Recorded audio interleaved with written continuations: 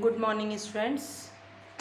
कल अपन ने बात की थी डिफरेंट रेस्पिरेटरी ऑर्गन्स जो डिफरेंट ऑर्गेनिज्म में पाए जाते हैं।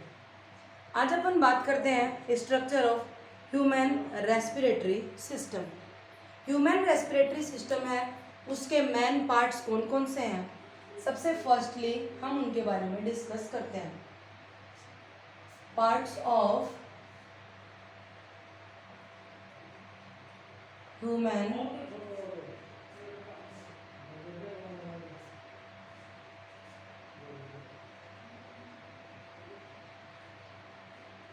Respiratory system. Human respiratory system के मेन पार्ट कौन कौन से हैं वो देखिए। पहले डायग्राम बना करके फिर हम इनका एक्सप्लेनेशन देखेंगे वन बाय वन करके।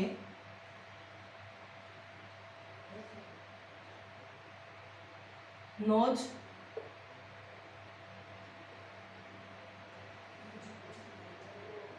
आउटर इन्वायरमेंट के अंदर नोस्ट्रिल के द्वारा ओपन होने वाला मेन पार्ट नोज, अंदर की तरफ ओपन होता है एक कैविटी लाइक स्ट्रक्चर में जो कहलाती है नासल कैविटी। माउथ ओपन होता है बक्कल कैविटी में, दोनों फेरिंग्स के थ्रू ओपन होती हैं। और फिर फेरिंग्स है वो ओपन होता है विंड पाइप और ट्रेकिया के अंदर।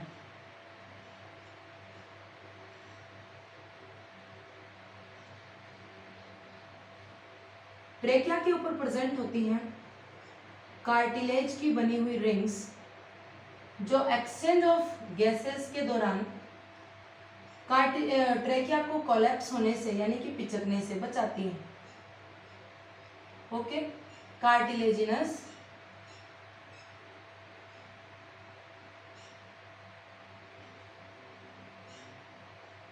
रिंग्स। ट्रेकिया ओपन होती है वाई आकार की ट्यूब में जो कहलाती है ब्रोंकियाई। ये 2 ब्रांचेज हैं, ये क्या है ब्रोंकियाई। ब्रोंकियाई फर्दर डिवाइडेड होती है स्मॉलेस्ट ब्रांचेज में, ये ब्रांचेज कहलाती हैं ब्रोंक्यूल्स जो एटलीस्ट जाकर के ओपन होती है किसके अंदर, एल्वुलाई के अंदर। तो ब्रोंकियाई ये जो ट्यूबुलर स्ट्रक्चर है ये है ब्रोंक्यूल्स, ये लास्ट टिप एल्वुलाई। ब्रोंकियाई, ब्रोंक्यूल्स और एल्वुलाई ये ओपन होती हैं, ये सारी क्लोज रहती हैं किसके अंदर, लंग्स के अंदर। सेम ऐसे ही इधर की साइड में भी क्या है, लंग्स प्रेजेंट है, नीचे रेस्पिरेटरी मसल प्रेजेंट है जो कहलाती है डायफ्राम। दोनों जो लंग्स हैं वो हमारे रिब केज के द्वारा प्रोटेक्टेड रहते हैं, तो ये इसके अंदर प्रेजेंट है रिब्स। ओके स्टूडेंट्स, तो ये है ह्यूमन रेस्पिरेटरी सिस्टम के different parts. Human respiratory system के डिफरेंट पार्ट कौन कौन से हैं। नोज नासल कैविटी के अंदर ओपन होता है। नासल कैविटी और ओरल कैविटी एक कॉमन पैसेज के अंदर ओपन होती हैं जो कहलाता है फेरिंग्स। फेरिंग्स आगे की तरफ जाकर के ओपन होती है ट्रेकिया और विंड पाइप में, जिसके ऊपर प्रेजेंट होती हैं कार्टिलेज की बनी हुई रिंग्स। और ये वाई आकार की ट्यूब में ओपन होती है जो कहलाती है ब्रोंकियाई। ब्रोंकियाई फर्दर स्मॉल ट्यूबल्स में डिवाइड है जो कहलाती हैं ब्रोंक्यूल्स। ब्रोंकियाई, ब्रोंक्यूल्स, एल्वुलाई ये क्लोज होती हैं किसके द्वारा, लंग्स के द्वारा, यानी लंग्स के अंदर ये सारी बंद रहती हैं। और नीचे की तरफ प्रेजेंट होती है रेस्पिरेटरी मसल्स और पूरा का पूरा जो लंग्स है वो प्रोटेक्टेड रहता है किसके द्वारा, रिब केज के द्वारा। ओके स्टूडेंट्स, तो ये हैं different part of respiratory system. अब थोड़ा सा आप इसके अंदर देखिए कि रेस्पिरेटरी सिस्टम के जो डिफरेंट पार्ट्स हैं उन डिफरेंट पार्ट्स में एक एक करके अपन इनकी स्टडी करें। तो सबसे फर्स्ट पार्ट है nose. Nose is present on the face at the upper side of upper lip. ठीक है, कि अपर लिप के अपर साइड में नोज है वो फेस के ऊपर प्रेजेंट रहता है। Nose are open through nostrils, यानी फेस के ऊपर दो छोटे छोटे छेद हैं, होल हैं, जिन्हें नोस्ट्रिल कहते हैं। उन नोस्ट्रिल के थ्रू नोज है वो ओपन होते हैं। फिर नोज की अंदर की साइड में प्रेजेंट होती है नासल कैविटी। नासल कैविटी के मेन जो गेट है उसके ऊपर प्रेजेंट होते हैं टीनी हेयर्स और स्लेस्मा मेम्ब्रेन्स, म्यूकस की लेयर। ठीक है, तो वो म्यूकस लेयर है वो तो चिपचिपा पदार्थ म्यूकस सीक्रेट करती है, और टीनी हेयर्स जो होते हैं वो ऑक्सीजन के साथ अगर कोई भी डस्ट पार्टिकल्स हैं वो बॉडी के अंदर एंटर हो जाते हैं तो वो उन्हें अपने साथ ट्रैप करके रख लेती है।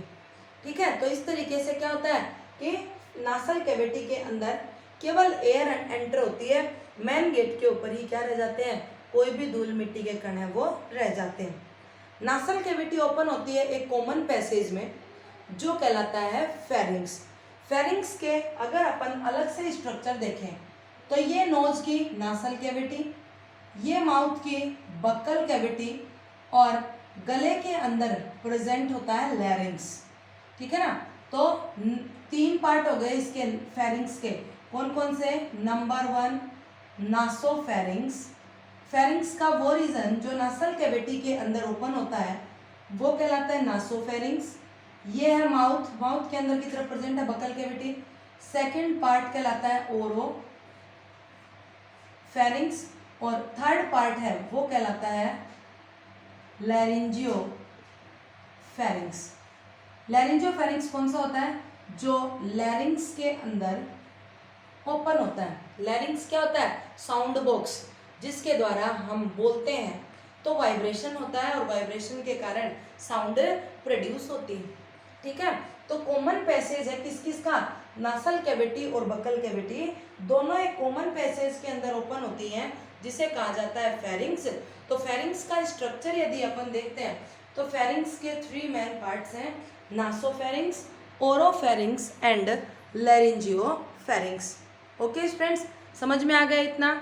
उसके बाद हम देखते हैं second part, next part of respiratory system that is trachea. ठीक है, ह्यूमन बीइंग के अंदर अपर सरफेस की तरफ यानी कि नेक रीजन की तरफ तो फेरिंग्स से और पीछे की तरफ वाई आकार की ट्यूब्स के अंदर डिवाइड एक ट्यूब लाइक स्ट्रक्चर प्रेजेंट होता है जिसे कहा जाता है ट्रेकिया। ठीक है, ट्रेकिया जो होती है उसके अंदर से होकर के ऑक्सीजन और कार्बन डाइऑक्साइड का एक्सचेंज लंग्स से इन्वायरमेंट और इन्वायरमेंट से लंग के अंदर होता है।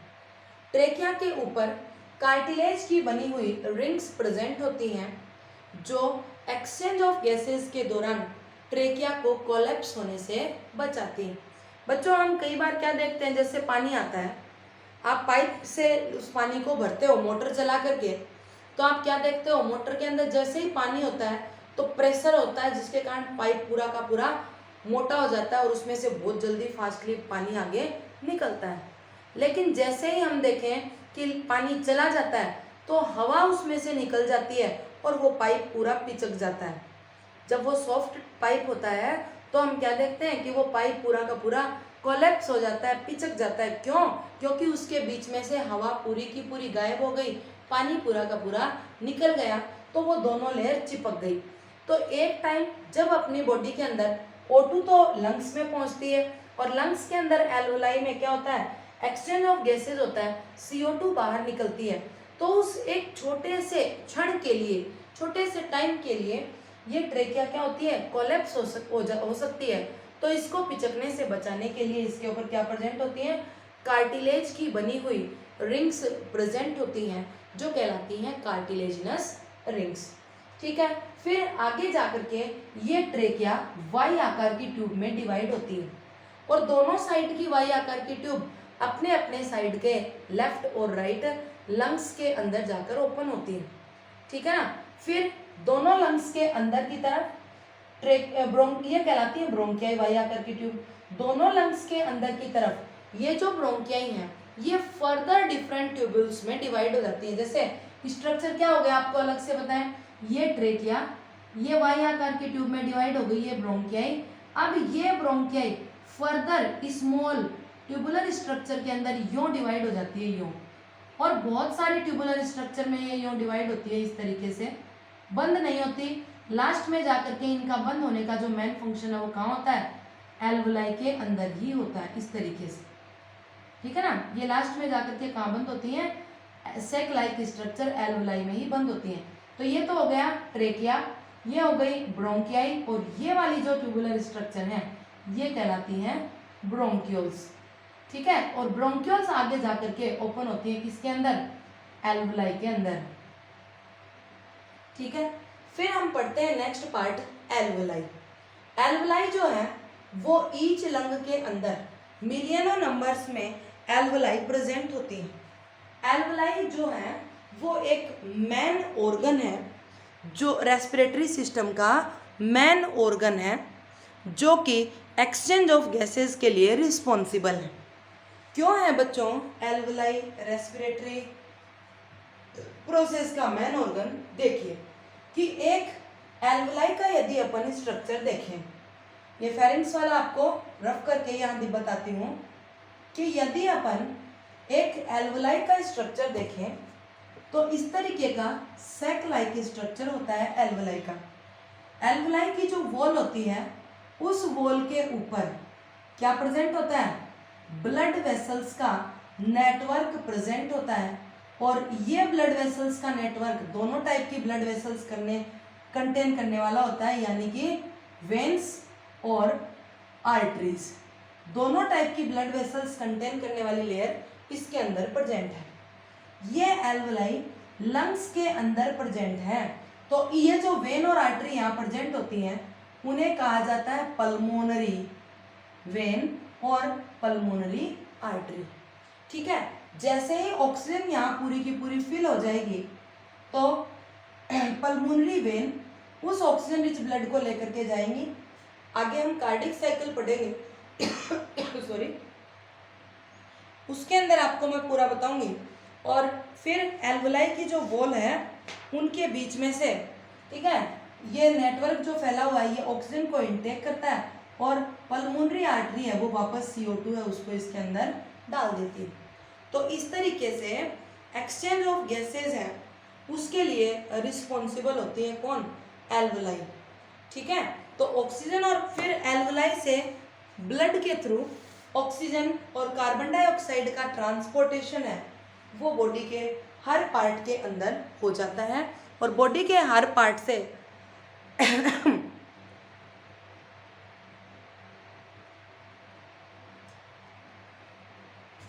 बॉडी के हर पार्ट से ट्रांसपोर्टेड जो ब्लड है वो वापस कहाँ पहुँच जाता है, लंग्स तक पहुँच जाता है। हार्ट तक तो ब्लड पहुँचता है, फिर ब्लड वेसल्स अपने साथ ही मिक्स करके इसको कहाँ लाती हैं, लंग्स तक लाती हैं। और ब्लड तो लंग्स की ब्लड वेसल्स के अंदर रह जाता है और O2 और CO2 का एक्सचेंज हो जाता है। उसके बाद नेक्स्ट जो है ऑर्गन वो आते हैं lungs. One pair of lungs thoracic cavity of human beings के अंदर प्रेजेंट रहते हैं, यानी थोरेसिक चैम्बर। पहले भी आपको बता चुकी हूँ कि बायो के अंदर बॉडी के कौन कौन से पार्ट हैं जिनके अंदर डिफरेंट स्ट्रक्चर प्रेजेंट होते हैं, तो उन्हें डिवाइड किया गया है, हेड, नेक, फिर नेक से लेकर के, ठीक है, यहाँ जहाँ तक अपना डायफ्राम प्रेजेंट है ये वाला रीजन थोरेक्स, थोरेक्स के नीचे स्टमक, स्टमक के नीचे नाभि है, नाभि के जस्ट नीचे वाला है एब्डोमेन, और फिर है लेग्स। ऐसे बॉडी को डिवाइड किया गया है। तो लंग्स जो होते हैं वो हमारे थोरेक्स रीजन के अंदर प्रेजेंट रहते हैं, यानी थोरेसिक कैविटी के अंदर one pair of lungs present रहते हैं, ठीक है। लंग्स है उनका यदि अपन स्ट्रक्चर देखें तो लंग्स है वो थोरेसिक चैम्बर के अंदर प्रेजेंट रहते हैं। ये थोरेसिक चैम्बर एक एयर टाइट चैम्बर होता है, ठीक है। और थोरेसिक चैम्बर के अंदर वर्टिब्रल कॉलम है उसके पास में ये प्रेजेंट होता है। लंग्स है वो रिब केज के अंदर प्रेजेंट होते हैं, और इनके बीच में रिब्स और लंग्स के बीच में मसल्स प्रेजेंट होती हैं जिन्हें इंटरकोस्टल मसल्स कहा जाता है। और ये मसल्स क्या करती हैं, लंग्स को प्रोटेक्शन प्रोवाइड करने का फंक्शन करती हैं, ठीक है। लंग्स हैं वो पिंक कलर के होते हैं, और लंग्स के अंदर ही क्या होता है, मेन एक्सचेंज ऑफ गैसेस की प्रोसेस होती है। तो और उसके बाद नेक्स्ट आता है डायफ्राम। रेस्पिरेटरी मसल्स जो ह्यूमन बॉडी के अंदर प्रेजेंट होती हैं, जो रेस्पिरेशन की प्रोसेस में इन्वॉल्व होती हैं, ठीक है, वो कौन कौन सी हैं उन्हें अपन देखते हैं। जैसे मैंने आपको अभी बताया कि लंग्स जो हैं, लंग्स वो प्रोटेक्टेड रहते हैं रिब केज के द्वारा, ठीक है। तो रिब्स और लंग्स के बीच में प्रेजेंट होती है इंटरकोस्टल मसल्स। दूसरा होता है डायफ्राम, ठीक है, और थर्ड होती हैं रिब्स एंड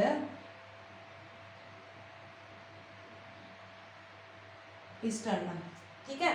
तो ये क्या प्रेजेंट है, डिफरेंट रेस्पिरेटरी मसल्स हैं, इनकी हेल्प से ही लंग्स हैं वो फैलते और सिकुड़ते हैं, जिसके कारण एल्वलाई है वो भी फैलती और सिकुड़ती हैं और एक्सचेंज ऑफ गैसेस कंडक्ट होता है, ठीक है। डायफ्राम एक डोम शेप्ड रेस्पिरेटरी मसल है जो कि एब्डोमिनल कैविटी के अंदर लंग्स के जस्ट नीचे प्रेजेंट होती है।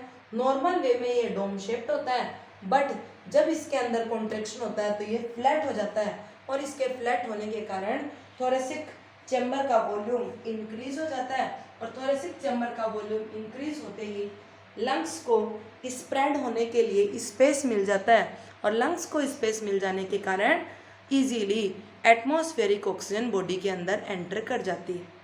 तो ये बच्चों हमने आज पढ़ा different parts of human respiratory system. एक बार दोबारा रिवाइज करवा देती हूँ। देखिए, ह्यूमन रेस्पिरेटरी सिस्टम के मेन पार्ट्स हैं nose, nasal cavity, pharynx, trachea, cartilage की रिंग्स हैं वो ट्रेकिया के ऊपर प्रेजेंट हैं। तो ट्रेकिया डिवाइड होती है वाई आकार की ट्यूब में जो कहलाती है ब्रोंकियाई। ब्रोंकियाई ओपन होती हैं बहुत सारी ब्रांच्ड स्ट्रक्चर में जो कहलाती हैं ब्रोंक्यूल्स, और फिर ब्रोंक्यूल्स ओपन होती हैं एल्वलाई के अंदर। ब्रोंकियाई, ब्रोंक्यूल्स और एल्वलाई ये तीनों की तीनों लंग्स के अंदर प्रेजेंट रहती हैं, और लंग्स के जस्ट नीचे प्रेजेंट होती है रेस्पिरेटरी मसल्स डायफ्राम। बॉडी के अंदर यदि अपन स्ट्रक्चर देखें तो आगे अपनी नेक रीजन में जो कॉलर बोन प्रेजेंट होती है, ठीक है, कॉलर बोन बच्चों आपने देखी होगी जो पतले होते हैं उनमें इजीली विजिबल हो जाती है। यहाँ गले में दोनों साइड में हड्डी होती है, इसको हम बोलते हैं कॉलर बोन। ये दोनों साइड की कॉलर बोन है, इनसे बीचों बीच एक बोन प्रेजेंट होती है जिससे दोनों साइड में रिब्स लगी हुई रहती हैं, रिब्स अटैच्ड रहती हैं। ये वाली बोन कहलाती है स्टर्नम, और इसके साइड में जुड़ी हुई है रिब्स। तो जैसे जब हम सांस लेते हैं तो रिब्स और स्टर्नम है वो भी ऊपर नीचे मूवमेंट करती हैं, तो वो भी क्या है, रेस्पिरेटरी मसल्स हैं। डायफ्राम एक रेस्पिरेटरी मेन रेस्पिरेटरी मसल है ही जो नॉर्मल वे में डोम शेप्ड होता है, लेकिन जब रेस्पिरेशन की प्रोसेस होती है तो ये कॉन्ट्रैक्शन होने के कारण फ्लैट हो जाता है, वापस डोम हो जाता है, फ्लैट होता है और डोम शेप्ड हो जाता है। साथ ही साथ लंग्स और रिब्स के बीच में, लंग्स और ये स्टर्नम है इनके बीच में क्या प्रेजेंट होती हैं, मसल्स प्रेजेंट होती हैं जिन्हें हम कहते हैं कौन सी, इंटरकोस्टल मसल्स। उसके बाद हम बात करते हैं रेस्पिरेशन की प्रोसेस में इन्वॉल्व स्टेप्स। रेस्पिरेशन की जो प्रोसेस होती है उसके अंदर कौन कौन सी स्टेप्स इन्वॉल्व है वो देखिए। सबसे फर्स्ट स्टेप तो है ब्रीथिंग, ठीक है। Steps involve in respiration. तो रेस्पिरेशन की प्रोसेस में कौन कौन से स्टेप्स इन्वॉल्व हैं, तो फर्स्ट स्टेप है अपना ब्रीथिंग, यानी हम ये कह सकते हैं कि पल्मोनरी वेंटिलेशन है जो कि एटमॉस्फेरिक एयर को क्या करता है, ड्रॉन इन, अंदर ला देता है, एंड कार्बन डाइऑक्साइड है, कार्बन डाइऑक्साइड रिच जो एयर है उसको एटमॉस्फेयर के अंदर निकाल देता है। ये प्रोसेस क्या है, ब्रीथिंग है, जो कि एक रेस्पिरेशन का मेन स्टेप है, ठीक है। यानी एटमॉस्फेरिक ऑक्सीजन है वो उसको तो वो क्या करता है, शरीर के अंदर डाल देता है, जबकि कार्बन डाइऑक्साइड है उसको एटमॉस्फेयर के अंदर रिलीज कर देता है। यही प्रोसेस क्या कहलाती है? ब्रीथिंग कहलाती है। तो first step of respiration is breathing. Second जो स्टेप है वो है डिफ्यूजन ऑफ गैसेस। ठीक है, diffusion of gases through alveoli, या अपन ये कह सकते हैं एल्वुलाई की जो मेम्ब्रेन है उसके थ्रू गैसेस का डिफ्यूजन होना। तो सेकेंड स्टेप्स में क्या इन्वॉल्व है कि ऑक्सीजन और कार्बन डाइऑक्साइड है उसका एल्वुलाई की मेम्ब्रेन से सिंपल डिफ्यूजन मेथड के द्वारा एक्सचेंज होना। थर्ड स्टेप में इंक्लूड है transportation of gases by blood. मैंने अभी आपको बताया था कि क्या होती है कि वॉल ऑफ एल्वुलाई है उसमें ब्लड वेसल्स यानी कि पल्मोनरी वेन, पल्मोनरी आर्टरी, इनका नेटवर्क प्रेजेंट होता है। तो उन पल्मोनरी वेन और पल्मोनरी आर्टरी के थ्रू क्या होता है? ब्लड के द्वारा गैसेस का ट्रांसपोर्टेशन होता है। तो नेक्स्ट स्टेप आपका क्या हो जाएगा? Transport of blood bye transportation of gases by blood. ठीक है कि गैस के द्वारा ब्लड है, ब्लड के द्वारा गैसेस का ट्रांसपोर्टेशन होना। ठीक है, इसके अलावा जैसे ही ये ब्लड वेसल्स के थ्रू ट्रांसपोर्ट हो गई तो ये कहाँ पहुंचेंगी? या तो टिश्यूज के अंदर या सेल्स के अंदर। तो reaches of oxygen into tissues और सेल्स, एंड कार्बन डाइऑक्साइड है वो भी फ्रॉम टिश्यूज और सेल्स से कहाँ डाल दी जाती है? ब्लड वेसल्स में। तो क्या कह सकते हैं?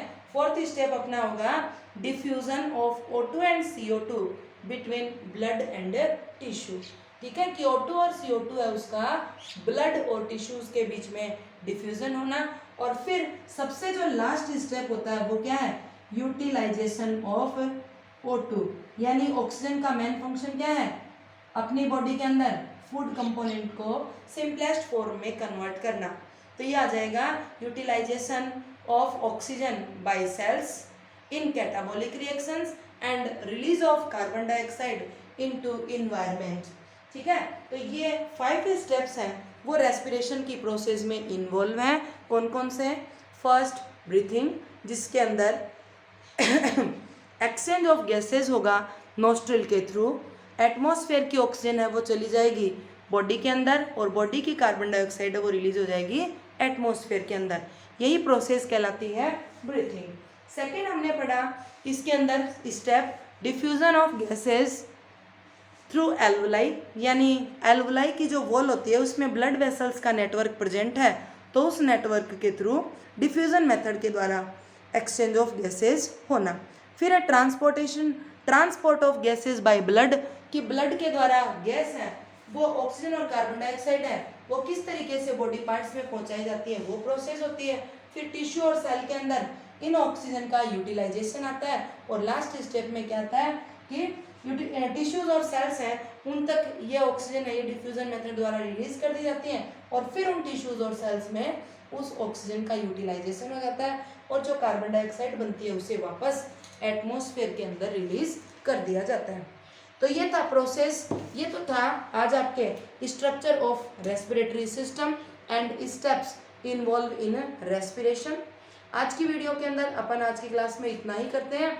कल अपन पढ़ेंगे मैकेनिज्म ऑफ रेस्पिरेशन, जिसके अंदर अपन स्टडी करेंगे कि रेस्पिरेशन की जो प्रोसेस होती है वो 2 स्टेप्स में कंप्लीट होती है।